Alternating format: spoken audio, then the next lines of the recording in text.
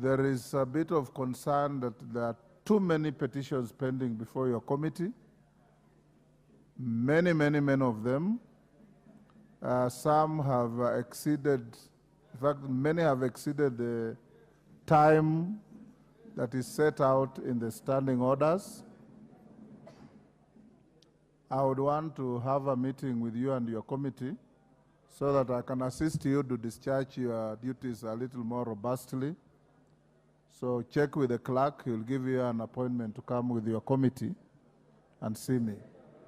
Thank you, Mr. Speaker. Because petitions are time-bound. Yes, sir. And when you have 39 petitions that are all way out of time, it is not very good. Yes, Owen?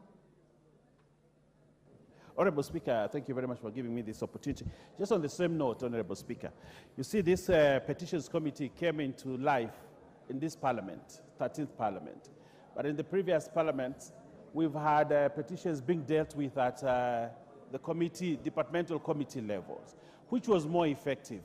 As we review our standing orders, Honorable Speaker, I would urge that we revert back where we have more expert opinion at the departmental level and where actually we'll be able to fast track these petitions. Otherwise, Kenyans that have sent petitions to this House are suffering.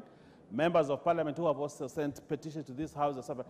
I don't think Honorable Mbai and his committee are incompetent, that the work is too much for them, and the subjects are too diverse, and they may not be able to take care of them at the right time. So I urge this House that we need to look at our standing orders so that petitions go back to the committees so that we can fast-track work. I thank you, Honorable Speaker. Yes, Kamket.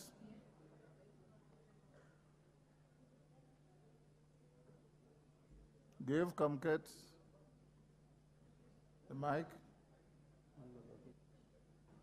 There you are. Thank you. Mr. Speaker, I want to add to what you mentioned. And indeed, Mr. Speaker, I am one of those people whose constituents have brought a petition here through our women rep. And that petition it's now almost 1 year down the line. So I think in line with what the Honorable Baya is saying, Mr. Speaker, I think it is time we need to review our standing orders, because I think giving all petitions to the Public Petitions Committee, I don't think they are able to handle. I think it's time to revert back to the committees. And because indeed, if ours is more than a year now, how many others are pending? So I think it is timely that we need to review and release this gentleman and the committee so that the issues affecting Kenyans can be addressed by the relevant committees. I thank you, Mr. Speaker. I don't want to open debate on this. Honorable members, we cannot change our standing orders to address issues of efficiency. I don't think that is the right way to go. I have asked the Honorable Mbai, and I'll direct the majority leader that the clerk will give you an opportunity to come with the petitions committee to see me so that we can address any difficulties they have in processing petitions. The reason this committee was set up was to offload the bulk of work from committees to give them time to do their work. Because committees, I'm told, were spending inordinately large amounts of time on petitions against their core business. What we need to do is to inject more energy and vigor in the petitions committee headed by the Honorable Nimrod, and we will assist them to do so. We cannot change the law because we are not moving fast enough. Yes, Junet. Honorable Speaker, we stand as you directed. But Mr. Speaker, the matter is more holistic. Mr. Speaker, if you look at statements or even statements, there are many statements that have not been replied to.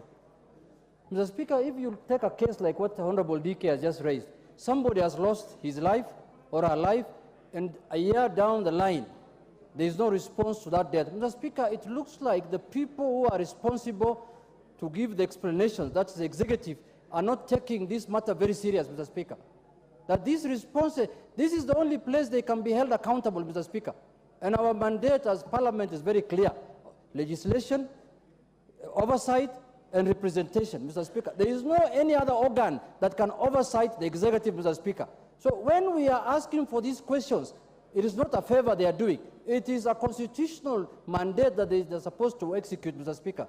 So, Mr. Speaker, we need to enforce it properly. I know my colleagues are from retreat, but don't feel like your government. You are members of Parliament. We have to oversight the executive. You can just take Mandasi there and thank them for meeting them. Thank you very much, Mr. Speaker. Ndindi Nyoro, we'll go back to order number 6. Did I see Ndindi?